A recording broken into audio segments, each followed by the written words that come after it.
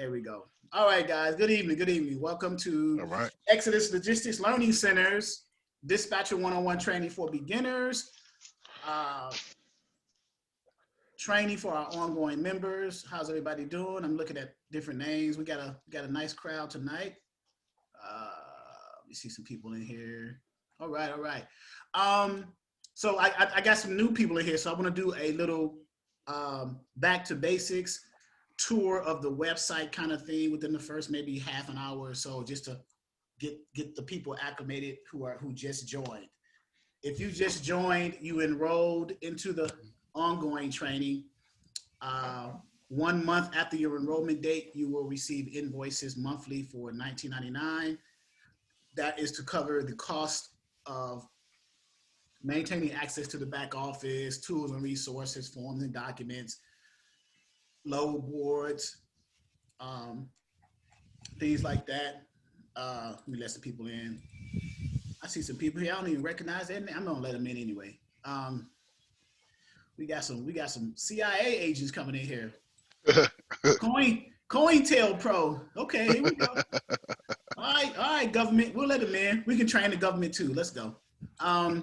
So the new people, when you first enroll, right, you'll get a welcome email from me with instructions on to set up your back office access, email, and password. If you are in this training right now, you did that correctly, right? You put in your email and password. You went to the login page on the website where it says start here. And I need to create a video for the beginners and send that in the welcome email, a video instruction literally showing you how to do that too. But start here and back office login is set up. So for the purpose of this video, I'm gonna just give a brief, maybe 15, 20-minute overview before I get into questions about box trucks and hot shots, okay? But so back page setup is where you go. Right here where it says login and setup, you click that. And by default, so I'm gonna take my time with this so I can explain it clearly, right? So by default, it says log in at the top, right, as the header, because it assumes that people are already logged in. But under that, new to this site, sign up. So if you're brand new, you're new to the site. So you would click to sign up. Now login is going to switch to sign up. If you are here, then you're correct. Let me mute people because somebody's giving some background noise. Okay, so you are there now, right? And somebody wants to get in, I think. All right, let's see, who wants to get in? Louis G, Kendra Perkins, okay.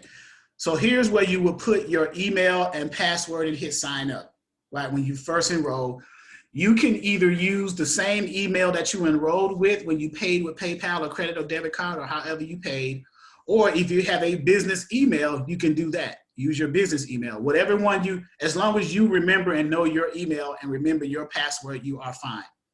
You hit sign up, it sends an alert to me, I approve it, you get an approval confirmation email, and you're pretty much in, right?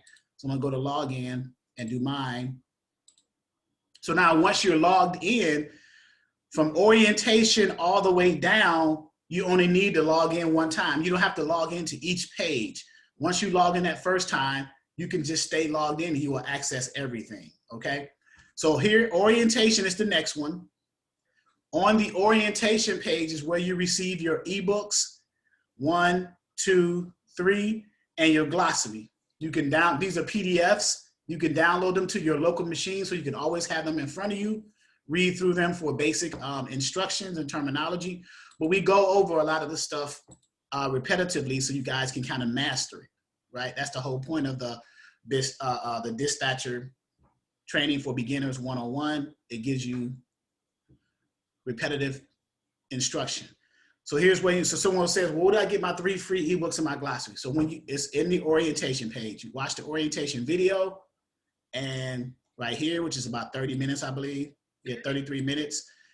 And there's some other PDFs in here too, but the main ones that you wanted to start off with are these three, and then the glossary of basic terms.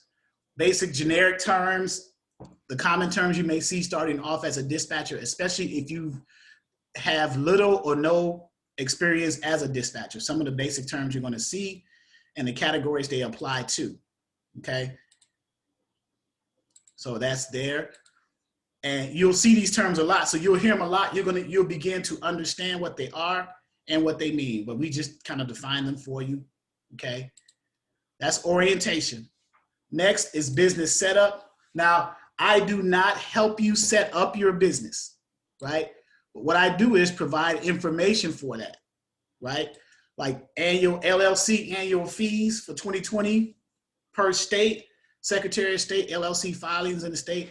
This page is essentially information only, for information only purposes. Now, you could ask me about LLCs and about businesses, and I can give you the best answer that I possibly know, but I won't be the ones. I think that responsibility should solely be the business owner's responsibility, setting up their own business.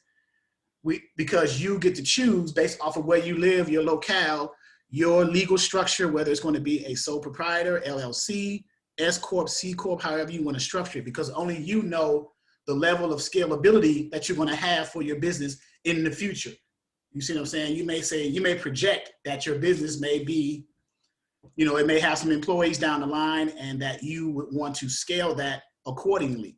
So you would initially set your business up as a legal structure that can lead into that realization later on. So someone has something in the chat.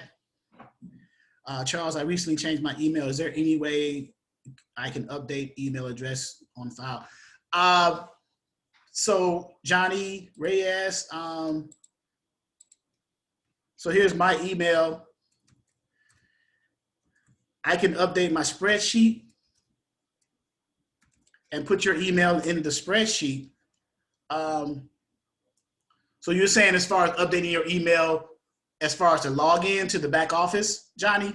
Unmute yourself if you can. Yes, or in case you need to send me like any information, I changed the email. I no longer have that email no more.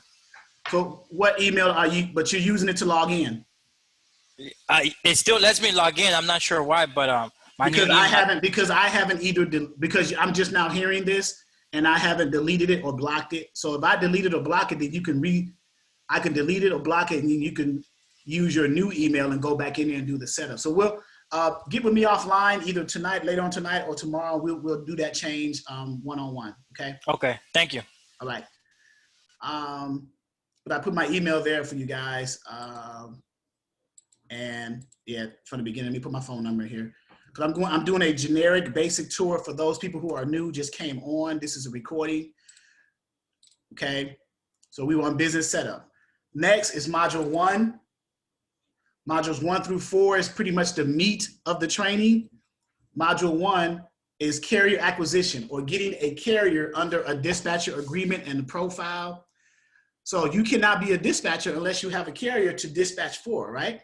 So what are the methods? What are the steps?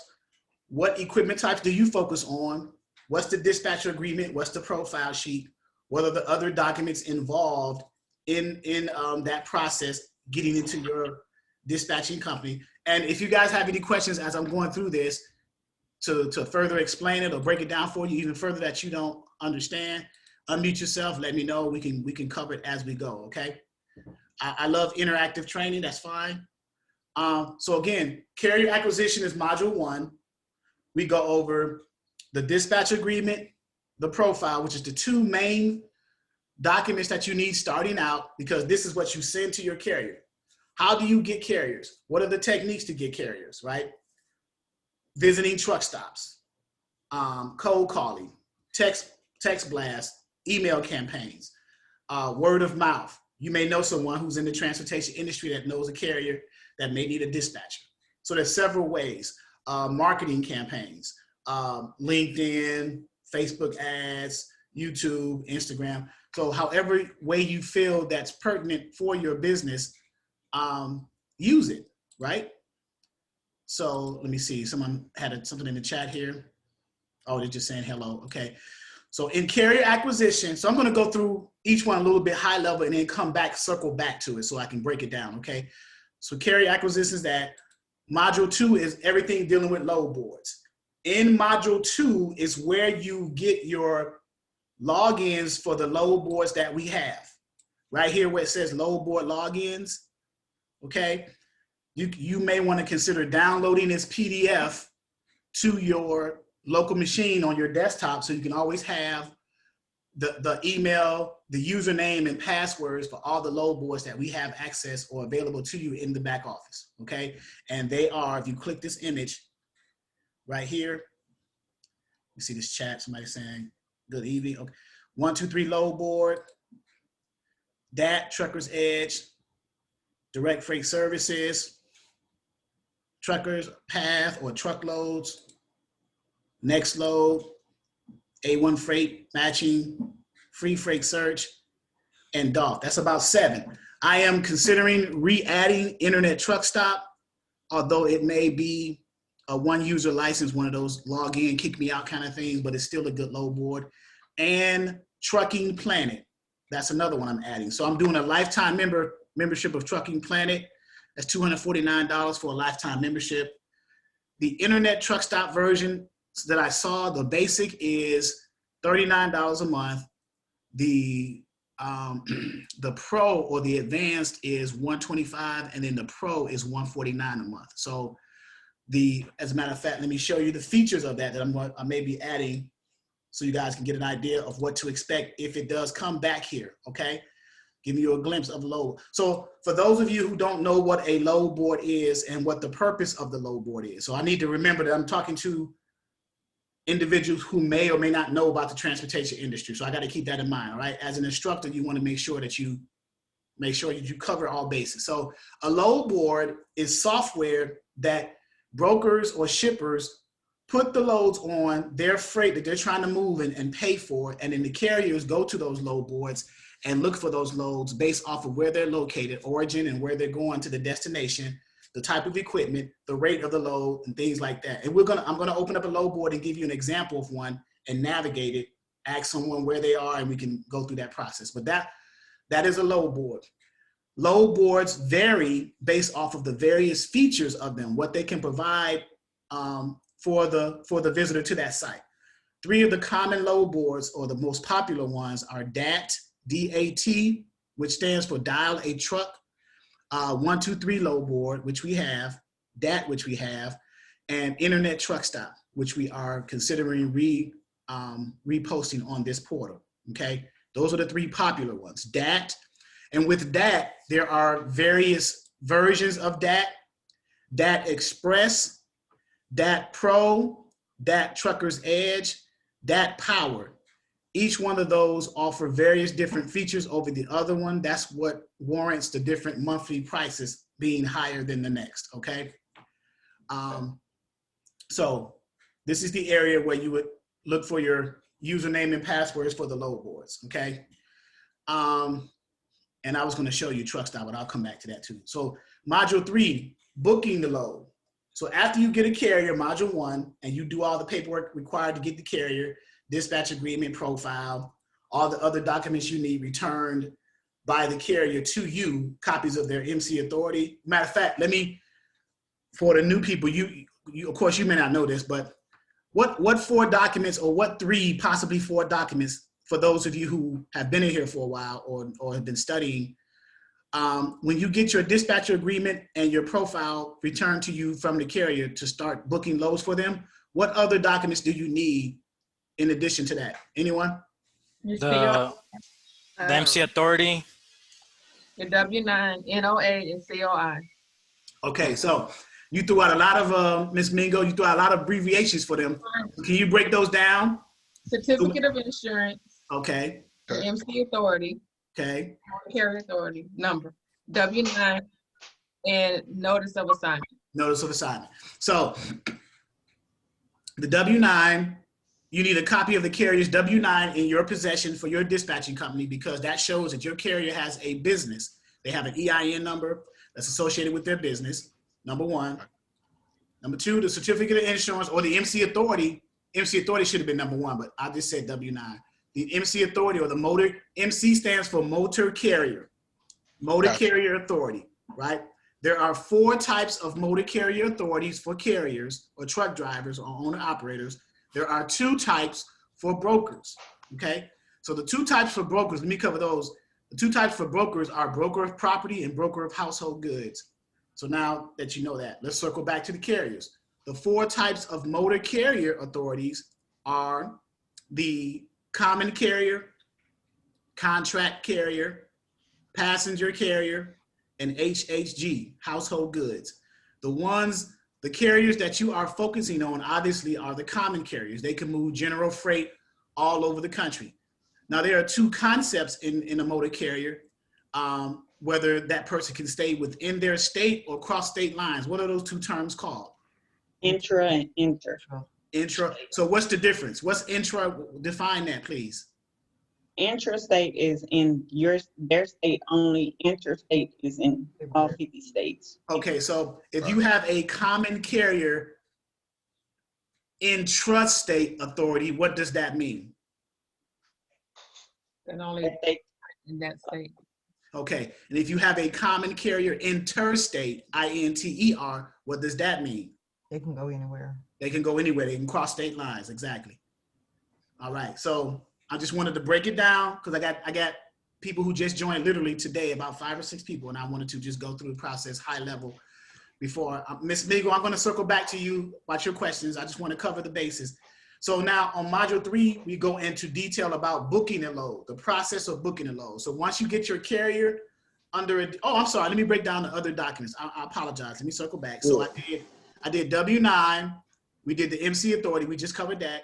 The next one was the certificate of insurance. So the carrier needs to send you, Mr. or Miss Dispatch Company, a copy of their certificate of insurance showing at least cargo coverage and liability coverage minimum. There could be other types of coverages on there too, but $100,000 minimum for cargo and $1 million for liability that covers BI and PD, bodily injury and property damage, okay? And then the 4th form, if your carrier has what's called a factoring company, then the 4th form is a notice of assignment. What that does is the notice of assignment is the way for the factoring company to check the broker to see if they are factorable or if they're willing to work with them and be able to get money from them, because the factoring companies are going to pay your carriers 24 to 48 hours after they deliver that load and show their signed BOL or what's called a POD, okay? And then they'll pay them up front and they'll put the money in reserve from the broker and then release that money to get their money, okay?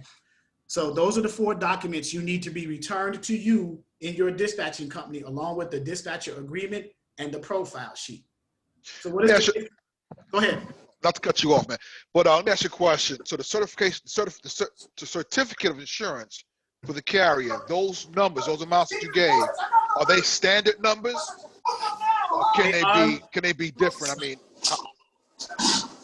how would we address if it was a different amount, or is that amount you gave is those what they numbers, have to have? Those numbers are based on the minimum requirements of brokers, the standard minimum requirements. So the brokers require minimum $100,000 in cargo insurance and minimum $1 million in liability.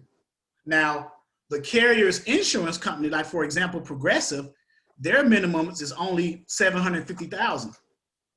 Okay, their minimums are only $750,000. But if I'm a carrier and I got a $750,000 liability coverage, but I know I'm going to be dealing with all these brokers who require $1 million, why not just bump it up to $1 million? Right. Okay, so gotcha. All right. So booking the load. Someone had a question? Yes, it was me, Mr. Dale. Okay.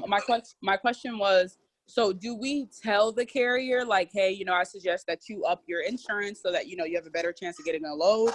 Or is that like a decision that they just make on their own and we just work with it? Because I know I have 2 carriers right now who only have the $750,000 instead of the $1 million. Right. So you would let them know that most brokers that you deal with are going to require $1 million liability coverage. So you might want to consider upping your coverage an extra $250,000 to $1 million if you want to get these better paying loads. Right. And most carriers would be like, yeah, that's fine. They'll just call their agent. So do we make that call? Like, do we call, like when we're calling for the certificate holder to the insurance company, are we able to No. request that change? No. That's the carrier's responsibility. That's the carrier's responsibility because the carrier's name is on that policy, not your name. Right. So Right. let the carrier make the change. Now you can call the agent to do the certificate holder thing, but as far as changing a rate on a policy, you cannot do that. That's the carrier's responsibility. Okay. Right. Okay. And then just have them resend that new policy with the updated liability number. So Gotcha. Hey Charles, I got a question for you. yes. So if I have a driver right now, what will be, I know it's kind of like backtracking, but what will be the paperwork and forms that I will send him right now before we even get to his W-9 and insurance? What do I specifically send him in the beginning? To get him set up with you as under a dispatcher agreement? Yes. You would send the dispatcher agreement and the profile sheet. So that would be the carrier packet. Not the carrier packet. The carrier packet is what brokers use to get carriers set up with their brokerage. The dispatch agreement. So if you're on the website, let me go to, and someone remind me because I'll forget. We left off on module 3, right? So I'm going to go off tangent a little bit, but so when I say where did we leave off at, you guys just say module 3, okay? But let me show. Who was this asking this question? This is Zeke. Okay, Zeke. So under forms and documents, so I'm gonna mute you. I'm gonna mute you. I hear a lot of background noise. I'm gonna mute you for a second. My bad. It's okay. So under forms and documents, where it says Exodus Dispatch Services LLC agreement packet, the packet is a PDF. It contains the dispatch agreement and the profile. But I also have a Word version because everything back here, you guys can use as templates and models for your business. You can change it up and re-edit it and do it for your business, right? That's the whole purpose of the back office portal, right? So the full version or the condensed version of the dispatcher agreement and the profile. So I'm going to open it in on my end. And I'll share the screen once I open it. Give me 1 second.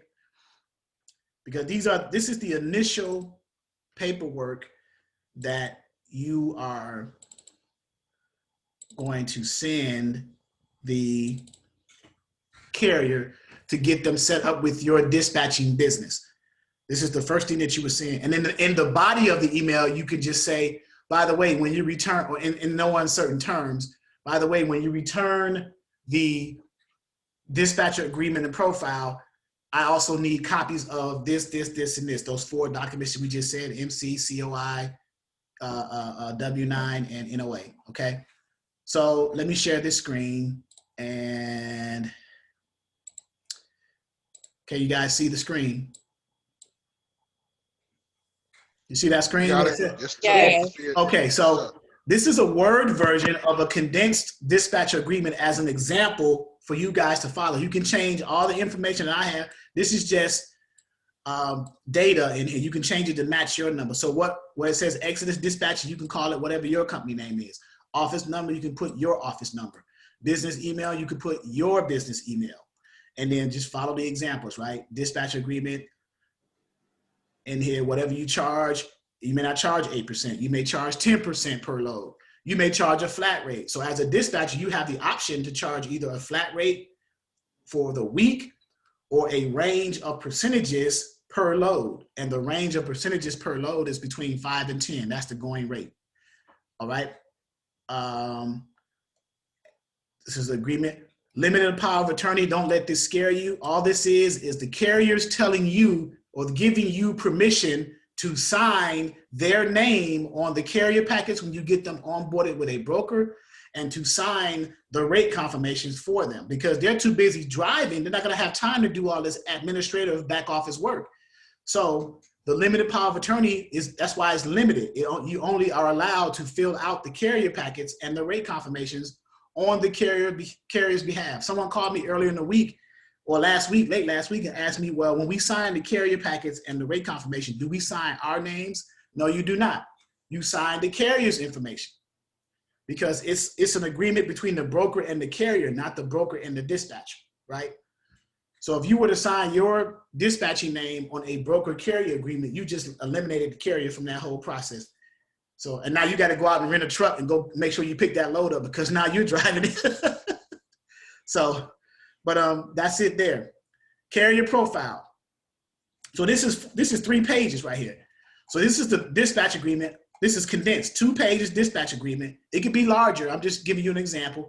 And then here's the carrier profile sheet, Zeke. Well, you can condense this too. I just put as much information in the profile. You can kind of shrink it, you know, pick all the meat off and discard the bone, so to speak. Okay. But you got the carrier's address information, their phone number, emergency contact, their MC, DOT, EIN. You may not even need this, because if they're going to send you the other documents, the MC authority letter, it shows their MC and DOT number on the MC authority letter. So you may not even need these 2. The EIN number, you may not even need this, because on the W-9, it shows the EIN number. So you can eliminate that, right? So there's certain things you can eliminate. Equipment types. They'll tell you the number of trucks they have, whether they're teams, vans, reefers, flatbeds, things like that. This is just a dispatcher. This is the carrier profile. Okay. So this is the first document, or 2 documents. This is just condensed into 1, but it's a dispatcher agreement, which is the contract, so to speak, between you and the carrier, saying, hey, I can be your dispatcher, providing you these services in exchange for this flat rate fee per week, or in exchange for this percentage per load.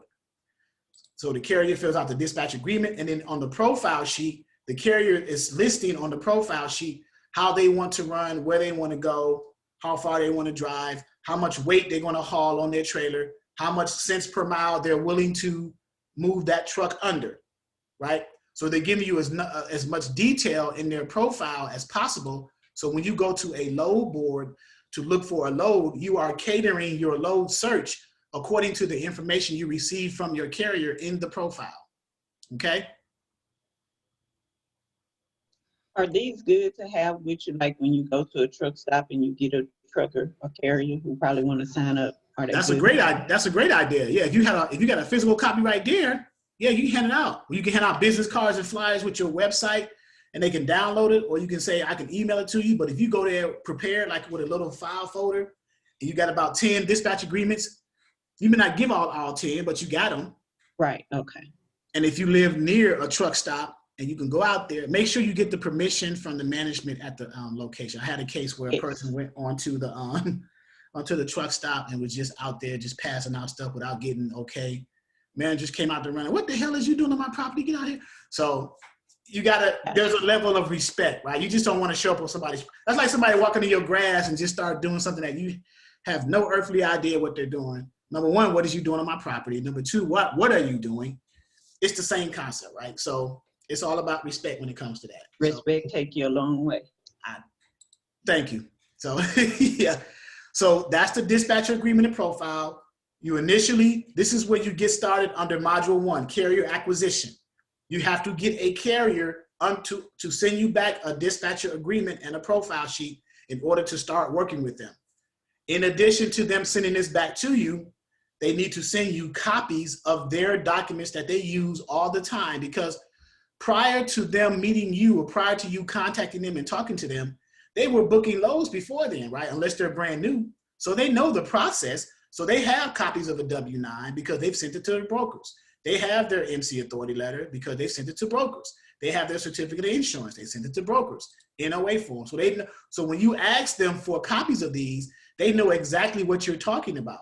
And they know why you asking for them, because you need them to book loads. You need them to get onboarded, or get them onboarded with brokers, because these are documents that brokers require. Once you get the dispatcher agreement and the profile returned to you, you put that off into your filing system. You're not going to need that anymore. You may need the profile sheet to reference what kind of loads they want. That's about it. But the documents you're going to be working with mainly for your carrier are those 4 documents, right? 3 at least of them, and 4 if they have a factoring company. Because every broker you call and you get onboarded or set up your carrier with them, you got to submit those documents. When the broker sends you the carrier packet to fill out to get onboarded, you return that filled out packet and you return those documents to the broker so they can process that information into their brokerage to approve your carrier to run loads for them. Okay? Mhm. Any questions? No, sir. Okay, so what did I leave off at? Module 3. Okay. All right. Can we see the screen? Yes, sir. Okay, so booking the load, that's the process. So you're on a load board, right? And you call a broker, hey, I'm looking at this dry van load going from Atlanta to Chicago. Is it still available? And then you go through that whole process. They say, what's your MC number? You give them, remember, do dispatchers have MC numbers? No, sir. Okay, so you give them the MC number of the carrier that you're calling for about that load with whom you have a dispatcher agreement with, right? Because that's the whole point. Right. You give them that number, they look it up in their system to see if that carrier is already set up with them. If they are, then that eliminates a whole lot of paperwork. Because if that carrier, if you look up and you call a broker on a load for which your carrier is already set up with them based off their MC number, then you don't have to do that carrier packet, all the other documents sent to the broker. The only thing you have to do now is just agree to the load numbers and everything, get your numbers right, and your carrier agree to it, and then sign that rate confirmation, and that's it. Because your carrier is already set up with the broker. It's only when the broker asks for the MC number and your carrier is not set up with that brokerage already, they'll say, okay, no problem. Who do I send the carrier packet, the onboard packet, the broker carrier agreement to? All those are synonymous terms. They mean the same thing. Broker, carrier agreement, onboard packet, carrier packet, setup packet. You're going to hear different terms, but they all mean the same thing, right? Who do you think the broker should send that to? You're on the phone with them, so who do you think they should send that to? Me. The dispatcher, correct. Right. You're the middleman between your carrier and the broker. So they're going to send you that carrier packet. You will fill that out, and in forms and documents, here's the carrier packet right here. Carrier packet, broker carrier agreement, right? Sometimes they'll send it to you a link to click to go to on a website to do an onboarding online. You just type in your carrier's DOT or MC number, and most of the data about your carrier is automatically populated because your carrier's MC and DOT information is a matter of public record. So it all just gets imported. So there's some things that you can fill in some of the blanks, you know, but most of that data is filled in, and then you just look at, make sure everything matches and make sure everything's good. That's the onboarding link. But some brokers haven't gotten to that point yet. So they will send you a hard copy attached to an email, a PDF or whatever, and you fill that out. And it looks similar to this, okay? It'll look similar to this, dated. Most time the broker's information is already pre-filled out. You just fill in the carrier's information, you date it this day of this, of 20, this is actually 2021 now, this is an old one. But you get the point, it's an old copy, but you know, right? You know, you go ahead. Charles, I got a question for you. I was doing a carrier packet today, getting the guy signed up, and it started asking for like worker comps insurance and all kind of stuff like that. Is that normal signing up for some carriers? It's normal. Does your carrier have? Is this a trucking company with employees? No. He just got one. He got one unit, one dry van. That could be a requirement of the broker based off of the requirements of their customers who are the shippers. So they may require. Well, I clicked no, and it didn't kick me out, but I just never seen or heard of it before. Yeah, so he may not need workman's comp, but if it's a requirement of the shipper to the broker's going to pass that requirement along to the carrier. Okay. Okay. All right. I just wondered, was it actual a thing, or have you ever seen it before? I've seen it. Yeah, I've seen it plenty of times, but it's I don't want to say it's rare, but it doesn't happen a lot, but it does happen. Okay. All right. All right. So on the Also, broker, Charles, I've yes. seen these questions that they ask, they have requests for tweet cards. So that'd be a good question to put on the carrier profile sheet. Right, right. So it's your carrier profile sheet. So you would put every possible scenario that you can think of, like TWIC, for example. So if you got somebody that's trying to get on the ports, so do you have a TWIC card? Do you have RapidGate? Are you are you UIIA certified, which means that's a certification that's required to get on the ports, along with the TWIC card, right? So those things are required. Do you have hazmat? Yes or no? Which one do you have endorsement? Tanker endorsement, or what have you? So you could, and then they can either check yes or no. It's just an added data on your profile, so you can have as much information about them as possible. Okay. Yes, sir. So this is the carrier packet. You fill this out, sign it. There's some certain things you look for in there. You look mainly at the payment options of the broker. Look at the insurance requirements at the broker. And then the brokers will usually have their side signed. You'll just sign the carrier's information. The limited power of attorney gives you authorization to do that. Some people wanted to know about the limited power of attorney. Do I need it to have it notarized? The signature is enough, according to my attorney, but if the notarizing of it is just icing on the cake, so it wouldn't hurt, okay?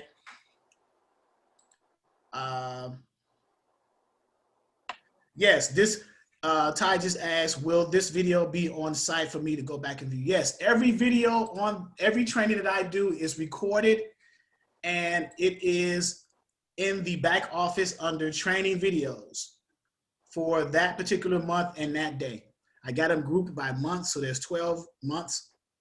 And in each month, they're grouped by day, by the latest day that we just had. So yeah, so you can go back and review it. If you missed one of the trainings on Wednesdays at 6 p.m. Eastern or Sundays at 11 a.m. Eastern, then you can go back and watch the recording. Because after this training, I will upload it to through YouTube and then download it to our back office and put it in there. So, okay.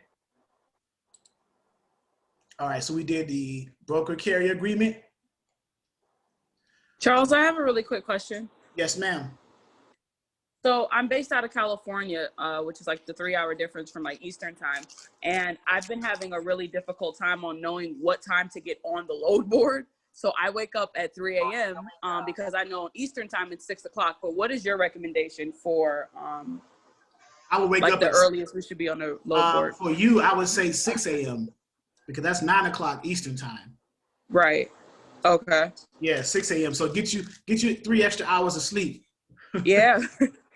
Okay. So even with that, because I know a lot of people I've like talked to, things I've seen, they say that, you know, the earlier you get on the load board, the better it is. Do you think that's like a myth, or like No, is that that's actually accurate? That's definitely not a myth, because brokers' offices usually open at 8, maybe 9 o'clock, but they're in there early preparing their work day.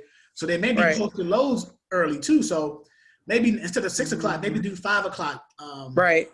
Eastern time, or what is that? 2? Okay. Yeah, So 5 p.m. okay. 5 p.m. I'm sorry, 8 a.m. Eastern time, which is 5 a.m. your time. That's what I meant. Ooh, okay. Because you said 2 o'clock. I was like, wait a minute. Yeah.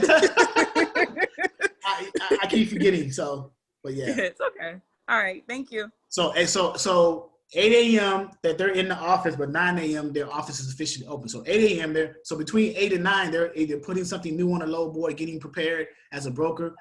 So 8 a.m. Eastern is 7 a.m. Central, 6 a.m. Mountain, and 5 a.m. Pacific. Okay, Gotcha. It goes back 1 hour as you pass through each time zone, heading from east to west. Right. Right. So. Okay. Thank you. Charles, I have a quick question about that regarding what she was just asking. So Okay. I know you said we should be on there, like if we should be on load boards by 8 a.m. Eastern Standard Time. So I'm in Texas, and so I would be on by 7. I know you said for cold calling, the best time, I off the top of my head, I think you said was like between 6 and 8 a.m. Yeah, see, I'm basing it on my time zone, so you would just have to adjust accordingly. So cold calling is let's see. Cold calling is Eastern time for carriers. I would say about 6:30 to about 8:30 a.m. Eastern, Monday through Fridays, and also about 4:35-ish to about 7 in the evenings, Monday through Friday. And here's why. The morning time I gave is because they're just getting up, either getting up or they're at a loading dock or they're at a truck stop getting ready to get their truck warmed up to go do a delivery. In the evening times, 4 o'clock, they're winding their day down, getting ready to do their reset and getting ready to start over with their hours. So those are the times that you can more than likely try to catch them. And then on the weekends, I usually say anytime after 12 noon, whatever time zone you're in. So 12 noon Eastern for me would be, 12 noon Eastern time. So it'll be whatever time zone that's 12 noon. So if I said 9 a.m., so it'd be 3 p.m. Eastern time would be 12 noon on the West Coast. 2 p.m. would be on Mountain Time, 12 noon, and then 1 p.m. will be Central Time, 12 noon, because it goes an hour back. So whatever time zone you're in, 12 o'clock your time zone will be the best time, because you would say it's a safe bet that they're up. They are awoke. They could be with their families doing their 34 reset, so you don't want to catch them early in the morning because they may be asleep and you'll get someone in a bad mood. So just wanted to go through that. Okay. And so with the I'm sorry, my son threw me up. Okay, so with the carriers, when you're saying call between like 6 and 8 a.m. in the morning, base it off of my time. So whatever, 6 a.m. my time. Exactly. Okay, because that was my confusion, because I'm like, that since the carriers are all over, I would hate to call somebody, too early whatsoever. So right. So whatever, if it's 6 a.m. times, but you have to make sure that you are calling someone 6 a.m. in your time zone. So if you're calling 6 a.m., but you're calling someone in California, but it's 6 a.m. your time zone, you're calling them at 3 in the morning. You see what I'm saying? That's what I'm saying. You got to be mindful of the time zone. So if you want to call a carrier at 6 a.m. time zone, but you realize the carrier is in somewhere outside of your time zone, then you have to figure out, well, what time is 6 a.m. in their time zone? So I'll know to call at the correct time. So whatever 6 a.m. in their time zone, what time is it in my time zone? Then I know that for a fact that I'm calling them at the correct time. Hey, Charles, does this apply on the weekends also? No, the weekends, I recommend anytime after 12 noon in their time zone. So if you got a carrier that you're calling, let's say you're on the East Coast. I'm in Virginia Beach, right? Virginia. So, but I'm looking on Truckers Path and I'm looking to call this carrier. I say he's a good candidate, but I noticed he's based in California. It's a Saturday. It's 12 noon for me right now, but in California it's 9 a.m. because that's a 3-hour time difference. So I will have to wait to 3 p.m. to call that person in California because I know 3 p.m. my time is 12 noon there.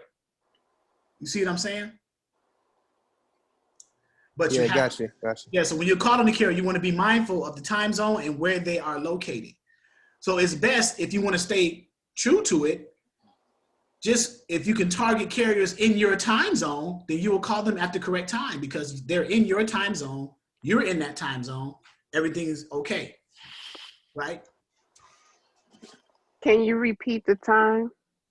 You said 6 to 8:30, and what was the other one? Around 6:30, I'll say 6:37 to about 8:39 a.m. in the morning. This is Monday through Friday in the morning time, and then in the afternoon time, about 4 to about 6:37, because they're winding down. They're looking for a truck stop to park their truck, do their reset, things like that, watch some TV in the truck while they wait for their next day to go.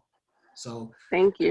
And then on the weekends, anytime after 12 noon in their time zone, not yours, but theirs. Unless they are in your time zone, then it would be your time zone. But 12 noon, Saturdays and Sundays, in their time zone. So again, if you're looking on Truckers Path or whatever resource that we show you how to find carriers, make sure that you see what city and state that they're in and figure out, okay, what time zone is that state? Now, Texas is confusing because Texas is so big, you got Central Time and Mountain Time. So the half of Texas, the right half, if you're looking at a map, facing the map, half of Texas is like Central, and then the other half is Mountain, right? So you gotta be What mindful. other half? Say again? What other half of Texas is mountain? Closer, Like El Paso. like yeah, going to El Paso, going out of Texas, going more west, going out of Texas. I shouldn't have said half. Half was a bad description, right? That was a bad. Yeah, I would say 3/4. I would say 3/4 of Texas is central, and the other quarter maybe half. I mean, maybe mountain. Yeah, there you go. Yeah, because you're in Texas. Oops. So, okay. So just be mindful of the time zones and go from there. All right, so that was the process of booking the load. We went over getting set up, getting your carrier set up with the broker, calling them, going through that process of booking the load, and getting the rate confirmation on that load, signing that, sending it. So the carrier packet and the other documents gets your carrier set up with that brokerage. And you only need to do that one time per broker. It's not one, you don't have to do it every time for a load for that broker. You just got to do it one time for the broker as far as getting them set up. So most people will ask me, well, every time I call the same broker on a different load, do I have to fill out a carrier packet again? No, you only have to do it one time. You only have to get set up once with the broker, that same broker, and you can move as many loads. Now, the only thing that's different is each of those different loads is going to have you have to sign a different rate confirmation for those loads, right?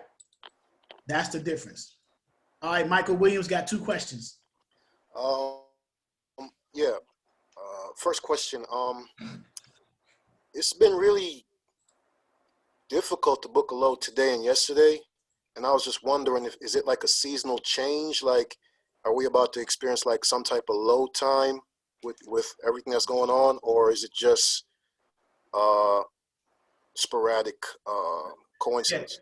Yeah, not only that, it's that shift of power. You're into like January, February, around springtime, things are starting to pick back up again, especially with the certain equipment types. You're doing mainly power only, right? Yeah, yes I am. Yes I am. And I've been the reason why I asked is yesterday I didn't book anything at all yesterday, and because I thought the rates were unreasonably low. For example, a broker offered me $700 from Atlanta, Georgia to Chicago, and I was like, no, I refused it. I could find better, but truth be told, I didn't see anything else that made sense. So is that something I should do? Like, should I start accepting these? What kind of load was that? Was that a power only load? It was. Was it a load out towaway? Was it a No, it was just towaway. It wasn't a load out. One even round trip. It was just one way. Atlanta to Chicago, $700, which I refused because I was like, this guy must be crazy. So I thought at the time, but I've also saw some of the same thing today, and I had to rethink like, okay, maybe I need to book a lower paying load than what I normally book because maybe it's something going on. Right. That was my first question. Okay. Second question. When a broker offers you a dedicated lane, should I offer him some type of different contract or something? Well, you mean to your carrier? Well, yes. So in your dispatcher agreement, you can include a clause that mentions about dedicated lanes. You know, this is my rate. This is either my flat rate or my percentage per load. And like I had in one of my old dispatcher agreements, I would say I charge 10% per load. And I would put in parentheses, including dedicated lanes. See? Okay. So, all right. Let's see. Ty just asked, can you explain how the mileage work and how we work with mileage and what to accept? If you're explaining it right. Okay. Ty, if you can unmute yourself, please. Okay. Okay. Hello, Ty. How you doing? I'm okay. And I haven't forgot about you, Mingo, or Mrs. Mingo. Sorry. Go ahead and ask your question, Ty. Okay, so I seen when I was looking at some videos about the mileage Okay. and how people. I mean, I don't know how. I'm trying to understand it when they say, "Oh, the person was wanted $2 to sell a mile," or was offering. How does that work? Okay, so let's do this. I'm going to go into tools and resources. Okay. Mm-hmm. And in our tools and resources, now you're a student on this training, right? Yes. Okay.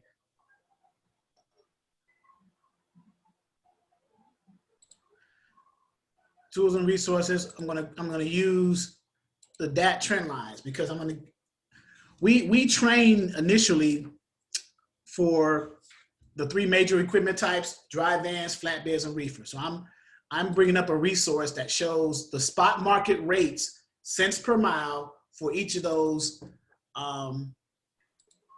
equipment types, right? Okay. And this is color coded here that I'm going to bring up. So we got van, demand and capacity, which means the load to truck ratio, and it's national rates. Flatbed, the same thing, demand and capacity, and it's flatbed rates, and then reefer, demand and capacity, and it's reefer rates. So we're going to start with the van, and it's color coded, so it should be like orange or amber. Mm-hmm. All right, somebody's texting me here. Let's see. I'll make sure that I am.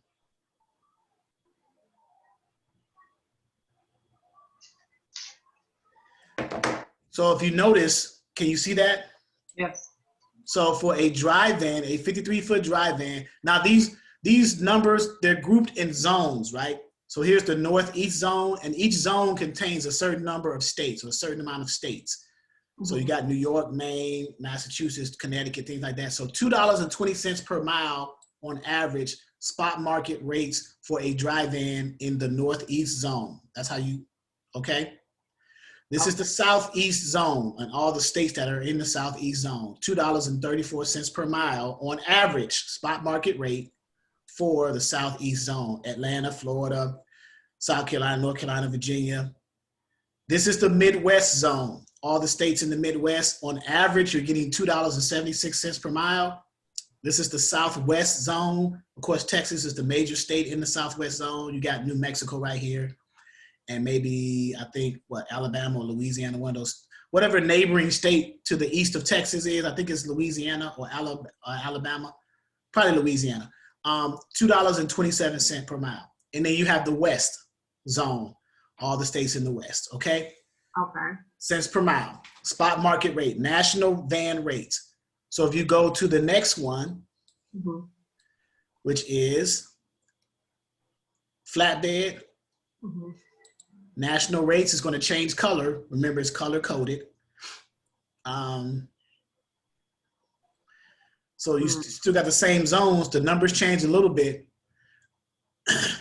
You notice a pattern though. In the Midwest zones, seems like the numbers are always the highest. Yeah. So as a dispatcher, you say, well, for whatever equipment type, if I keep my carriers running in that particular zone, I can kind of maximize my carrier's potential as far as making money. Or I can set them up on what's called a tri-haul and pick the top 3 zones and keep my carriers running as a tri-haul.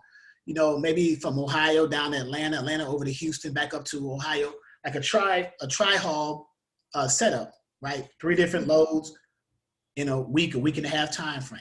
But those are the numbers for the flatbeds, okay? Got it. And then reefers or refrigerated trailers, they're like dry van trailers. They just have refrigeration units on the front of the trailers called TCU, temperature control units, and it keeps the commodity or the freight that's in the trailer, it keeps it cool to a certain temperature, okay? That's what the reefers are. They're just, the short name reefer is just referring to a refrigerated dry van trailer, okay? All right, so we're gonna look at a reefer, the rates for a reefer, and there they are, right? So again, if you look at the Midwest, it seems to be the highest, right, of all the zones. So it breaks it down, okay? All right. So that's the cents per mile. So are you referring to that, or something else as far as figuring out cents per mile? Now, are you also referring to like when you look on a load board and you see the rates and then you're trying to factor in your percentage in addition to that rate in order to quote that to the broker? Yes, exactly. Okay, so let's do that too.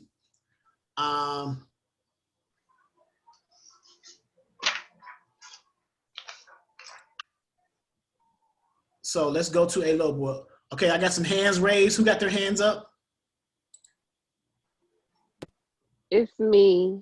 As far as the cents per mile, and does it go by like, because up in the Midwest of the sea, I mean the weather, because it's colder like right now? Is it because it's colder and that's why? And Well, what determines the rate? The markets, the seasons, like in the Northeast and stuff, you know, there's a lot of the traffic is harder to navigate with snow and ice, and it's dangerous. So sometimes the rates will be higher because a lot of carriers don't want to go there, but the freight still needs to get there. So the demand to get that freight there increases. So the rates, that drives the prices up to pay for that load to get hauled to those areas. So it's basically supply and demand. So let's do this. I had something written down too, by the way. I'm gonna go ahead and share that with you guys if I remember where I put it.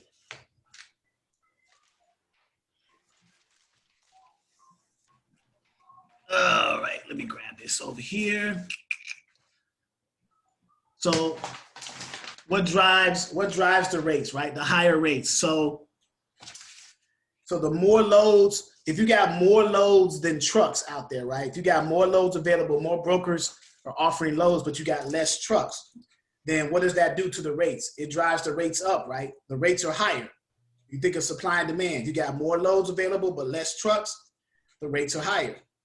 You agree with that? Mm-hmm. If you got more trucks than loads available, what's that going to do to the rates? Yeah. You see what I'm saying? Supply and demand, right? So that factors in. So there's a lot of variables involved. That variable, that fluctuation, seasons, where the commodities are going, you know, things like that, the market itself. So those are factors. Right now, we are in a slow season as far as freight. Freight is still moving. It's just moving at a cheap rate. So you may see, and I don't want to sound like I'm against Hispanics, but a lot of Mexicans are taking cheap freight right now. But it's making it hard for the other owner operators because they're taking the cheap freight, driving the rates down because they don't care what loads they take. They just want to eat, right? So, but sometimes you get cases like that. Okay, so and, which season is the busiest for like when it comes to good rates? The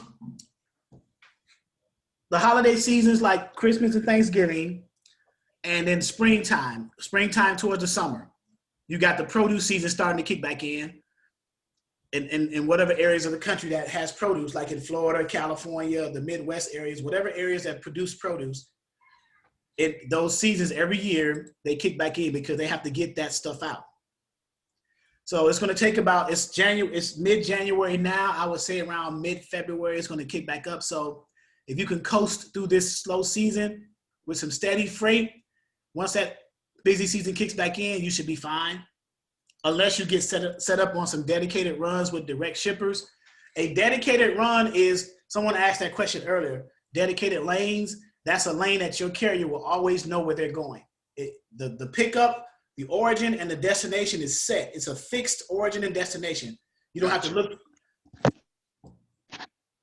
I think Caesar had responded to that question for me. So if you can hear me, Caesar, I appreciate you, man. Okay. And thank you too, man. Thank you. All right. So, Mr. Charles, I have a quick question about that. The guy asked, if they give us, this is Sky, if they give us a dedicated lane, are you saying we should up our rate? If they give you a dedicated lane, the first thing you probably should do is start speaking in tongues and praising God. But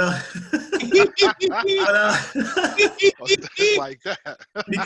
because they're I don't want to say they're rare, but getting dedicated lanes from either brokers or direct shippers, your carrier will have to earn that by proving themselves, by doing multiple deliveries on time and everything, proving themselves. And then the broker will come to you and say, hey, man, we notice you're delivering on time every time and everything's good. There's no complaints. There's no damaged freight, no claims filed against your MC number. We got this lane that always comes out of here once a week or twice a week, going down here and then picking up something down here and coming back to us, and it's going back and forth. Would you want that? Yeah. Yeah, that does sound like an increase. Okay. Right. Okay. So busy season is like from March to like August? March to, I would say around October, maybe through the holiday season, Thanksgiving and Christmas, because there's a lot of things going on in the holidays with Thanksgiving and Christmas. So I would say March to December.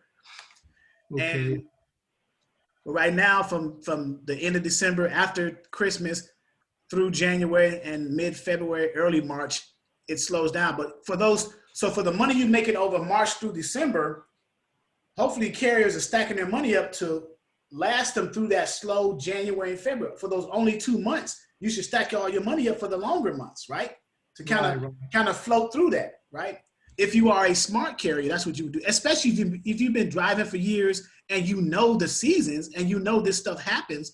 Why not prepare? I can see if you didn't know it and it hit you like a ton of bricks, but if you've been driving for years, it would behoove you to set your expenses and finances up in a way to help you float through those slow. You can even park your truck if you save up enough expenses and you know your numbers to last through those slow seasons. That way you won't be burning fuel through those slow seasons with cheap freight and then come back when it kicks back in again. Exactly. You see? For the dispatchers as well, if you're depending on the percentage to take care of your bills. Right. Exactly. So. And one last question. What do you like consider like a decent rate for cents per mile? It depends on the equipment type. That's a very good question, but it varies on the equipment type. So give me of the 3 major equipment types, dry van, flatbed, or reefer, which one are you referring to? Reefer. Okay, so for a good cents per mile, well, if you just looked at a good cents per mile for a reefer, here's your answer right here. On average. So where's your carrier located? Like West Coast? West Coast. So on average, $2.81 per mile. Okay. But if you can get to $3 a mile, you're winning, right? So these are average numbers, guys. So it could be higher, it could be lower, but this is an average. This is a median rate, right? It's the middle range. So this could be on the West Coast, it could be $2.50. The low end could be $2.50 a mile. The high end could be like $2.95 a mile, but the median is $2.81. And the same thing for the other zones as well. Those are median numbers, average numbers, right? So they fluctuate back and forth, but on average, these are the numbers, okay? Just want to make sure you guys are clear on that part, all right? Yeah, that's very good to know. Thank you. Okay. Mrs. Mingo, before I forget, you asked about box trucks and hot shots, right?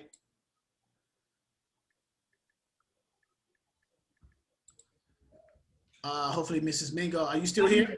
Yes, I'm here. My mouse wouldn't cooperate with me. Okay. So the box trucks, you're asking about load boards for those, right? Yes, low boards for box trucks and hot shot, because it seems like that's what we're getting calls on, or we've been referred to. Okay, so hotshotcarrier.com is a good load board for hot shots, right here. So I'm gonna copy that and paste it into the chat. And it's inexpensive. Eddie is the hot shot king. Moving on to freight now. So hotshotcarrier.com.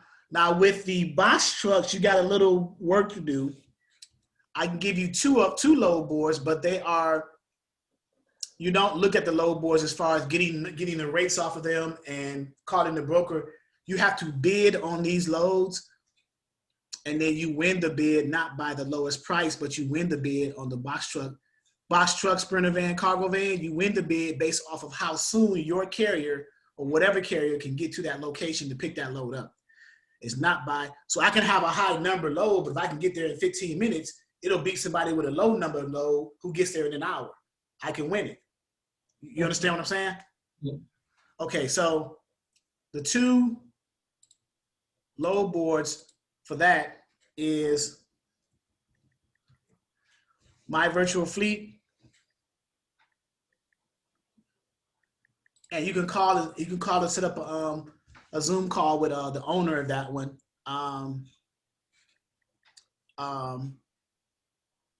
Sam Munitz, his name. Eddie, is that for me? That way you can show her how it looks inside of there. Oh, okay, for Hot Shot. Yeah. Okay.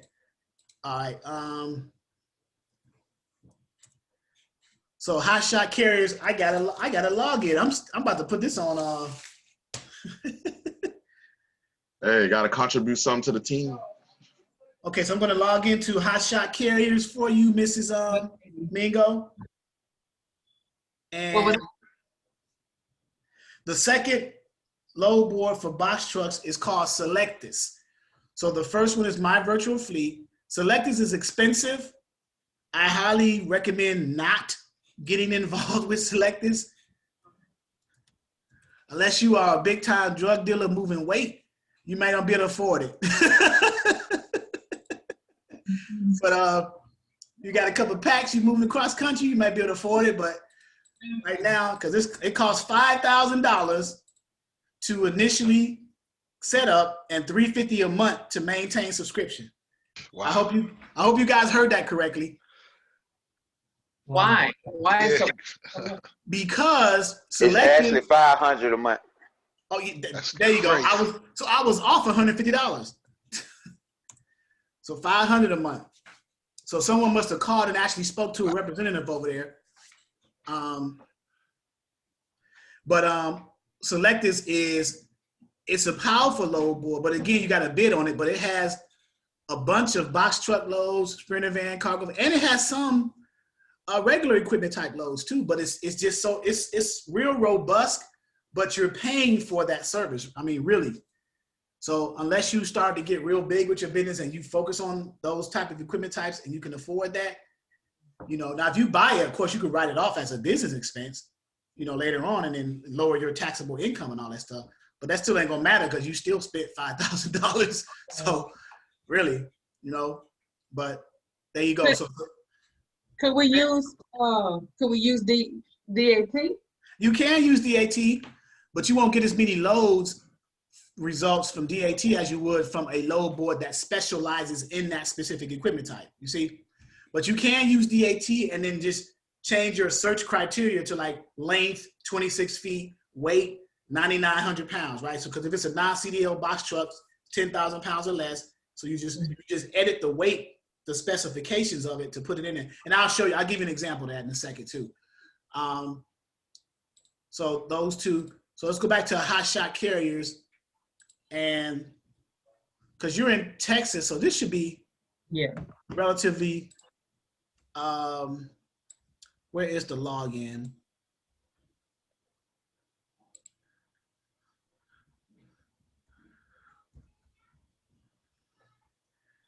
Find loads.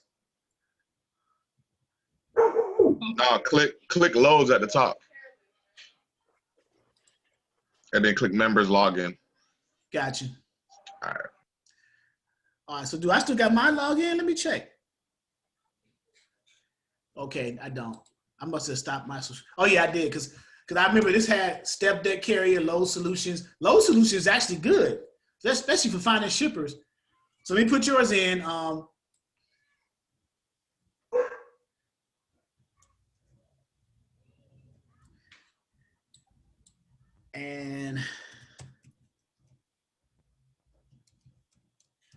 And let's see what we got here.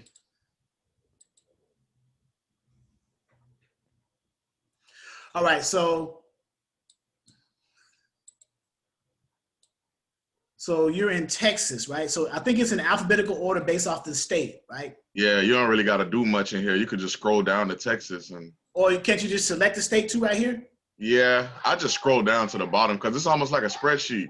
Okay, so let's scroll down. Let's scroll down to Texas. So all these hotshot loads for each state. So you can send them. You can just keep them in Texas and running for hotshot. So I'm in Pennsylvania. So Tennessee. So Texas right here. So Texas. So here's one going from a van, but it's 9 feet, 9,000 pounds. So that could go on a hotshot, right? What's the weight of your hotshot? Is it like 17, 20,000 pounds, 40 feet? 40-foot gooseneck. He wants to stay under 15,000 pounds. Okay, so you got one here, 9,000. It picked up today. So just as an example, picked up in Garland, Texas, going to Phoenix, Arizona, $575. So the question becomes, what's the distance? Because I don't think it shows it. The distance from Garland to Phoenix. Someone will have to Google that for me. But you got the phone number for the dispatch and the broker name there. Okay. It just says 1 mile right here. Which is not true. That is the mile column, but it's definitely not 1 mile from Garland, Texas. I don't think it is. Garland. Somebody Google Garland, Texas to Phoenix, Arizona, please.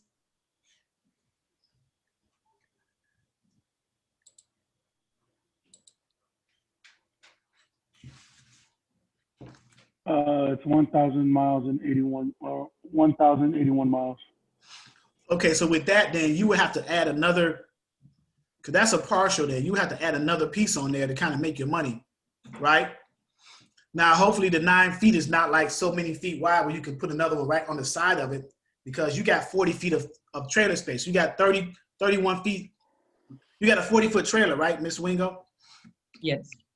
Okay, so is it actually 35 with a 5-foot dovetail ramp, or is it all straight 40? It's all straight 40. Okay, so here's one, Fort Worth to California, 1,400 miles, 970. Yeah, so with the hot shots, if you don't book multiple loads, you're not really gonna win off the hot shots. Right, yeah, right. That's what I'm saying. Yeah. Or if you get like, I seen like a couple like constantly getting like the excavators and the forks, the what them things called, a forklift. Yeah. Those are they pay decent. Okay. And in military, you can do military runs on hot shots, because the military likes, instead of liking large 48 or 53-foot flatbeds to come through those gates, through those sally ports, they would rather have a hot shot come in there and grab a Humvee or whatever, or a little small 20-foot container and take it to whatever. And the military loads, they overpay for loads. So if you can get your hot shot onto a military base, there you go. Okay. All right. Have you heard of a 32-foot flatbed?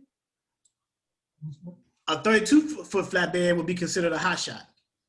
Okay, but there is something as a 32-foot flatbed? Yeah, anything 40 feet or less. You got 40 feet, 35 feet, 30 feet.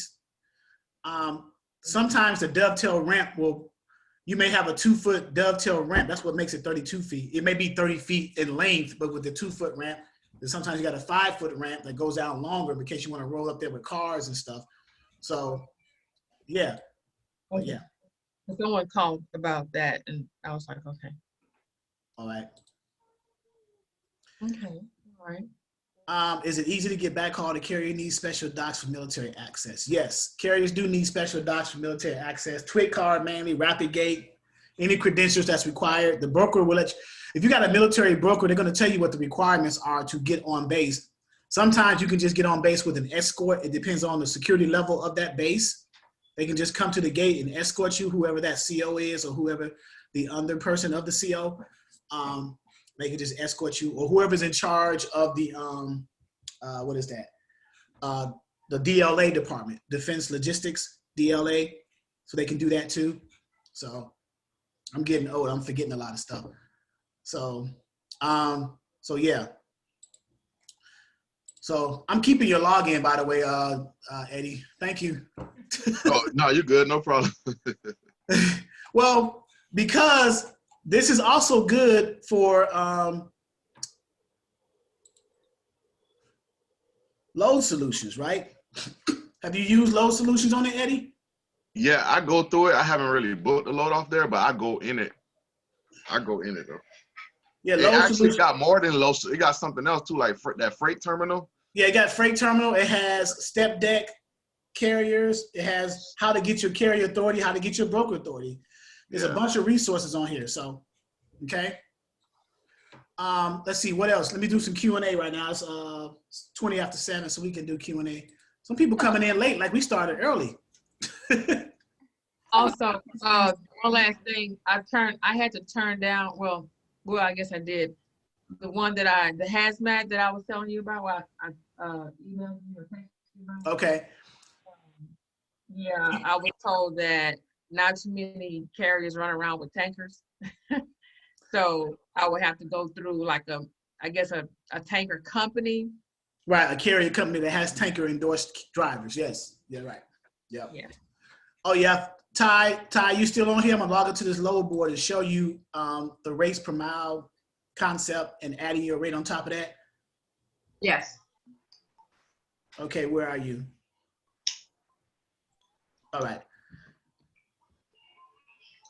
Okay, so let's see. Let's log into the load board. This is 123 load board, and so when you first log into here, this is one of our load boards in the back office. So I'm gonna click this dashboard off. Let me show you one thing before I do that. Here's a feature of 123 load board that shows you states that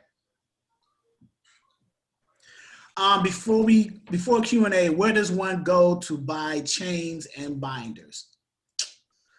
I don't want to say truck stops. There are some national equipment providers like Northern. I think each state may have a Northern equipment providers. Whatever commercial equipment facilities that are out there in your Google commercial equipment accessories in your area. Charo says Granger. There you go. Thanks, Charo. Hey, Charo, I just noticed that. Charo, long time. I was just going to put out an APB for you. I ain't see you in a minute. Okay, so. Been busy. I know. This is killing me. and I'm still working my full-time job. Ouch. Yeah. So here's the load board, Ty. And so when you first get here, so let's pretend that I'm your carrier and I want you to find me a load. Where are you based at, Ty? Where you at? California. Where's it at? I'm sorry. California. California. So we'll say we can either do the origin to pick up is in a city, or you can do the state, right? You can choose a state or multiple states, right, to pick up. But we're gonna do a city in California. So a popular city in California, of course, is Los Angeles, right? Yeah. And give me an equipment type. Drive-in, flatbed, or reefer. Flatbed. Okay. And I'm gonna hit more and deselect everything and just choose a specific flatbed because you got variations of flatbeds. So I'm just gonna say that and then hide it. And the destination, I'm gonna say you can put a city, state, or multiple states, or anywhere. I'm just gonna say anywhere. I'm gonna uncheck Canada. I don't wanna go to Canada today. And then, now this is a standard flatbed, 48 or 53 foot, not a hot shot. So I'm gonna hit search. So there's 115 loads coming out for a flatbed within a 150 mile radius coming out of Los Angeles, California, going anywhere. You notice this one's scratched out because it's been booked, it's no longer available, it's faded out, it's gone. Sometimes brokers post their rates on the load boards, other times they don't. In order for me to check that with 123 load board, where it says offer, I'm gonna click that, it's gonna push up the rates that are posted. You notice what just happened? Mm-hmm. All right, so this one here, these numbers look high, but look at the miles, right? Right. Just because it's a high dollar value doesn't necessarily mean it's a good cents per mile. So if you open this one up, it gives you the cents per mile rate right there, $1.65. See that? But how do you calculate that? How do you calculate the cents per mile? You divide the rate by the miles, right? the dollar amount over the number of miles. So in this case, 1,900 divided by 1,154 miles is $1.65. That's how you figure out the cents per mile. Here's one 850 at 384. That seems like it's a better rate. You open that one up. That's $2.21 a mile. That's okay for a flatbed, right? Hey, Charles. Yes. While you there on this screen on the 1, 2, 3, can you explain that rate check tab? Yes.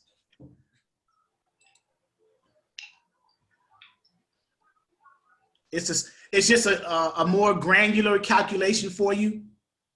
It factors in whether fuel surcharge is included or added on top. It gives you cost of fuel and everything. You see that right there? The going rate from California to Texas is they're saying for this load is $1.68 a mile, but they're actually paying $1.65, which is 3 cents lower than that because they've calculated and took out fuel costs and everything. So it just goes into detail for a flatbed. If I was to click van or reefer, you notice it changed. Reefer, see the numbers? $1.58 for on the bottom down there where it says right by your arrow says estimated revenue. Right. This is what you. Right. So this is what you're going to take home after your expenses, your fuel costs, and everything. The $13.42. So the load is paying $1,900. You're going to take home 13, according to 1, 2, 3 in their estimates. You're going to take home for under the reefer one. So let's go back to flatbed in Ty's example. And now the estimated revenue is $14.57 because they've calculated fuel costs of running that load from California to Abilene, Texas, which is $11.54. You figure that many miles, the truck gets 6 miles to the gallon divided by the miles. So this is how you figure out the cost of fuel and everything and your expenses. So you take the total miles, right? 1154, you divide it by 6, which is 6 miles to the gallon that the tractor trailers take on average, 5.5 to 6 miles a gallon. So 1154 divided by 6.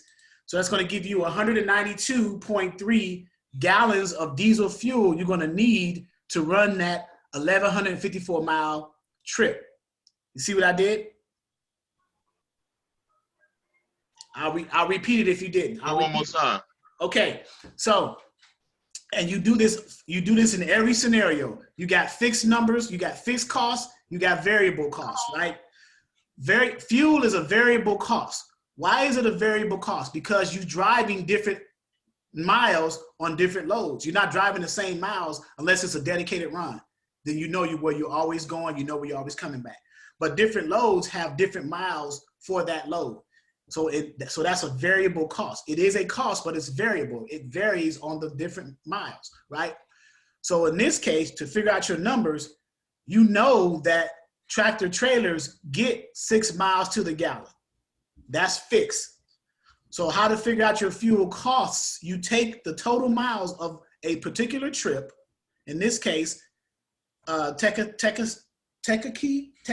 California, if I'm pronouncing that correctly, to Abilene, Texas, is the trip miles is 1154. Now, what I would do is, we're in Los Angeles, but we got to go to this city in California. That's 139 miles deadhead.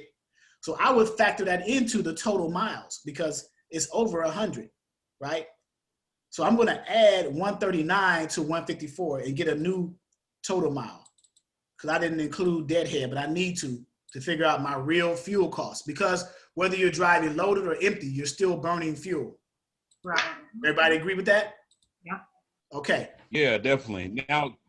Now when you negotiate with the broker on that, can you tell them, you know, that I got a 139 mile deadhead. This is why I need to take this low pay rate to X amount of number. You certainly can, of course.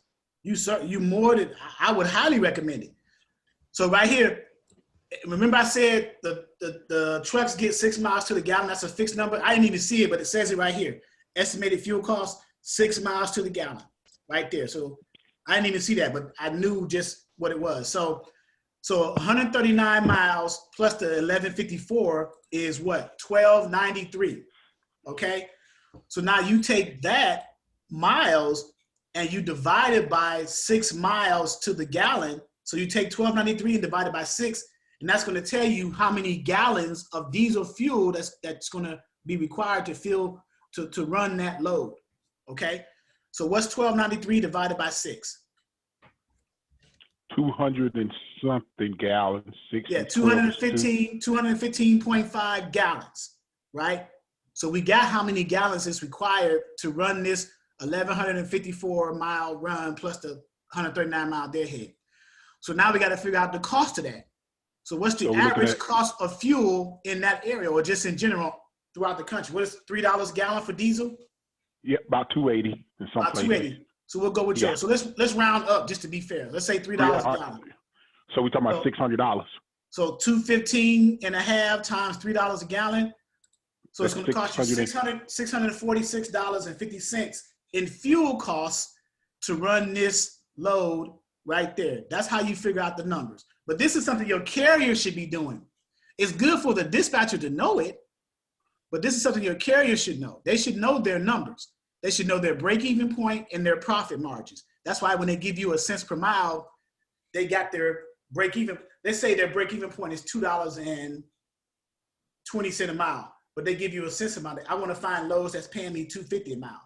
So they know that $2 a mile, they're break-even. So that extra 50 cents a mile, that's profit to them, because $2 a mile, they've already covered all their expenses. So a good carrier knows these numbers, right? But if a dispatcher knows it too and they can educate the carrier, what more value would you think you would add to that carrier if you can explain their business to them better than them? Well, right? I like that. I like that 1, 2, 3 load board. I love it because I try to tell people it has features. It has features on here that's different than that. So let's deduct. So this load paid $1,900 just starting out, right? $1,900 minus 646. 600. Right. So he had 1,100 and some change. That's what he's really going to get paid. But remember, he still has to pay you your percentage, right? Yep. So let's do this. Let's add before we deduct the fuel cost, let's add our dispatching rate on top of that and see if we can get the broker to approve that rate. So let's say you charge 10% for that load, right? Let's say you charge 10% for the load. So what's 10% of 1,900? $190. Okay, so you add $190 to the 1,900 because the broker's paying 1,900, but you want to add your rate on top of that and then renegotiate that to the broker. So you're going to say 2,090. So you're going to round up 2,100. Let's say 2,200. Let's say the broker took that load, agreed with you for 2,200. You convinced him for 2,200 because you said, hey man, it's 139. We're in Los Angeles. It's 139 miles away from us, but we can get it within the next 3 hours, right? Realistically, right? 3 hours, maybe 2. No, never mind. 3. So 2.5.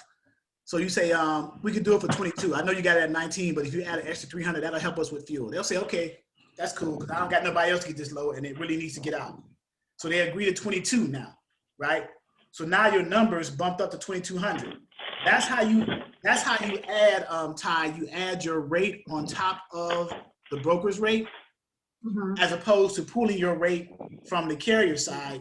So every time you negotiate with a broker and you try to get a load for your carrier, always add your number on top. Sometimes it doesn't work that way. Sometimes the brokers are firm on their numbers. When they are in that situation, you go back to your carrier and say, hey, I tried to add some more to the rate, but the broker was firm on this. Do you still want this load? Yes or no? They say yes. If they say yes, okay, you still want the load. Now you have to remember, my rate is coming out of that now. Do you still want this load? Right? You repeat it. And he'll say, yeah, I don't care. Let's just get out of here. I've been here for the past few days. I need to get out of here. I need to get somewhere else. Okay. So I had that same situation happen to me today right there. Exactly what you just explained, where the brokers were firm on some loads. Right. Sometimes if you can't negotiate, brokers will be firm that because the shipper only gave them so much money for that load, that tender. So they only have so much wiggle room, or they're gonna they're going to lose money. They're not going to make money as brokers, so they only got so much wiggle room. So say the shipper gave them this load for $2,200. So if they give it to you for $2,200, they're not going to make any money. So they got to give it to you for $19 so they can make their $300 spread as a broker, right? So it's, but Well, if the shipper gave this to them for $3,000 or $2,500, then they got a whole lot of wiggle room, right? But we don't know that, right? We won't know that until we conversate with them. Well, the one I had today, it was supposed to come out of New Jersey, going to Cincinnati. Okay. Well, when I called about it, it was picking up 100 miles, well, about 100 miles more than what it's supposed to, and it was going to a whole different place, and it had 2 picks on it. So it was completely different than what it was posted on the load board under. Yes. And I would have took that broker up top. I would have got as much money out of them as I could just to teach them. Well, that's exactly what I did, because I started looking at it, and she was like, what do you want to haul it? $2,200, and it was like a 500-mile run. She was like, oh no, that's way too much. I said, I said, you want me to deadhead? You want the guy to deadhead 100-some miles, drive 500-some miles, and pick up 2 stops? So he didn't even give me no extra stop pay. Right. No detention, no layover, nothing like that. No access, no accessorial pay whatsoever. No. Each extra stop, I charge anywhere between $200 to $500 per stop. Now I'll tell you what. I put $350 in. So here's why I do that, because every stop is going to take on average minimum 1 to 2 hours to load or unload that truck. And then after that, it's detention time. So you don't know how long you're going to be there. So $200 to $500 is a fair amount for each stop. In addition, so if you got on a load board, it's a 1-and-1, 1 pick, 1 drop, but then all of a sudden the broker sends you a rate confirmation that has 1 pick, 3 drops. So he added 2 extra stops on there. I'm going to charge for that, right? $200 to $500 per stop. So I can make $4,000 to $1,000 extra on top of what the rate was posted for anyway. So these are things that you probably want to be aware of and understand, because brokers try to slide things in and try to get their, get off certain things. So, all right. Any questions about the math, the numbers in the load boards and how to figure things out, their rates and all that stuff? Because you'll see this a lot. All right, I see, okay, so got their hands raised. Questions? Yes, this is Toya. Hey, Toya. Also, pay attention to tarping. Oh, yeah, with the flatbed With loads. the flatbeds. Correct. Yes. Do your carrier like to tarp, and if there's extra money in for the tarping? Right. Tarp is 150 to 250, depending on the length of the tarps, whether they're 4 foot, 6 foot, or 8 foot drops, and how many pieces of tarp they need. And then if you got a carrier who's a flatbed but wants no tarp loads, then you have to look for no tarp loads. It's better to have a carrier with a flatbed who does tarping, because they can make more money. Okay, they can charge extra for tarping. All right. How much is that extra? It depends on how much tarp they have to put down, how much freight they have on the trailer to tarp. But the range that I've seen between 150 and 250, and depends on the length of the tarps, 4 foot, 6 foot, 8 foot drops. So, all right. Because those tarps are heavy. You sling those things over there, get the tarps over there, get them spread out, and then you got to tuck them in, and then you got to throw your straps, chains and binders, whatever the commodity is, determines how you lock it down, either with chains and binders or just straps, right? So if it's steel coils or steel or cement cylinders, those are definitely chains, okay? But Professor Charles. Yes. How are you? Yes. All right. I have a question on the load board, since you're a 1, 2, 3 load board. Okay. The available load. Can you go and pick up any of the load and show me the deadhead miles? Because some of them doesn't come with the deadhead miles showing on that. Okay, so let's go into one. So let's pick Georgia, interstate. So Georgia, like Atlanta? Yeah. And if you go outbound. So you want to do a specific load, or you want to do the inbound, outbound? Yeah, just go under the load availability and then search from there. So what he's referring to, who's this speaking? Arby. Hey, Arby. So a load availability shows the number of inbound and outbound freight in alphabetical order according to states. So if you see a high number of inbound and outbound loads, you know that state is a good state to try to find freight in, right? So what Arby's referring to, he said go to Georgia.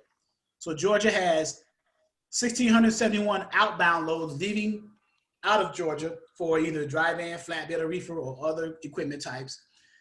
Intrastate in the state of Georgia, 565, and then loads coming into Georgia from all over is 2,244. So which one do you want, outbound or inbound? Let's go outbound. All right, outbound. So Georgia to anywhere, right? Let's say the first one, the Wyoming, yeah. Okay, so Riceboro, Georgia to Louisville, Wyoming. Right. We click that.